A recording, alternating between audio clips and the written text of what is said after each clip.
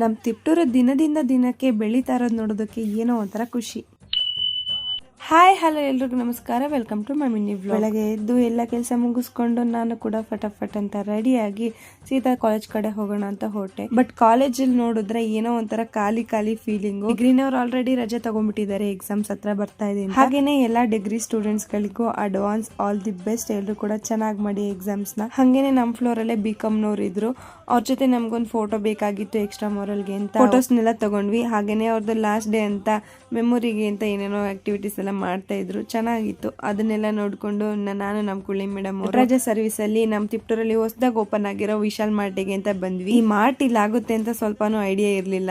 But ನಮ್ಮ ತಿಪ್ಟೂರ್ ಬೆಳೆಯೋದನ್ನ ನೋಡೋದಕ್ಕೆ ಏನೋ ಒಂಥರ ಖುಷಿ ಆಗ್ತಾ ಇದೆ. ಸಪ್ರೇಟ್ ಆಗಿ ನಮ್ಮ ತಿಪ್ಟೂರ್ದೇ ಒನ್ ಡೇ ವ್ಲಾಗ್ ಮಾಡ್ಬೇಕು ಅಂತ ತುಂಬಾ ಆಸೆ ಇದೆ. ಹಾಗೇನೆ ಮುಂದೆ ಮಾಡ್ತೀನಿ ಕೂಡ. ಇನ್ನು ನಾನು ನಮ್ಮ ಕುಳ್ಳಿ ಮೇಡಮ್ ಅವರು ಒಂದ್ ರೌಂಡ್ ಮಾರ್ಟ್ ಎಲ್ಲ ಸುತ್ತಾಡ್ಕೊಂಡು ನಮಗೆ ಬೇಕಾಗಿರೋ ಐಟಮ್ಸ್ ನ ತಗೊಂಡು ಮತ್ತೆ ಅಲ್ಲೇ ಪಕ್ಕದಲ್ಲಿ ಇದ್ದಿದ್ ಮೋರಿಗೆ ಹೋಗಿ ಕೊರಿಯನ್ ಸ್ಟೈಲ್ ನ್ಯೂಡಲ್ಸ್ ನ ಟ್ರೈ ಮಾಡೋಣ ಅಂತ ಇಬ್ರು ಒಂದೊಂದು ಪ್ಯಾಕೆಟ್ ತಗೊಂಡು ಇನ್ನು ಸೀದಾ ನಮ್ಮ ಮನೆಯವ್ರು ಬಂದ್ರು ಅಂತ ಗಾಡಿ ಹತ್ಕೊಂಡು ಅವಳನ್ನ ಬಸ್ ಸ್ಟ್ಯಾಂಡಿಗೆ ಡ್ರಾಪ್ ಮಾಡಿ ನಾನು ಸೀದಾ ಮನೆ ಕಡೆ ಬಂದ್ವಿ. ನಮಗೆ ಕಾಲೇಜ್ ಬಿಟ್ಟಿದ್ದು 2 ಗಂಟೆಗೆ, ನಾವು ಮನೆಗೆ ಬಂದಿದ್ದು 4 ಗಂಟೆಗೆ.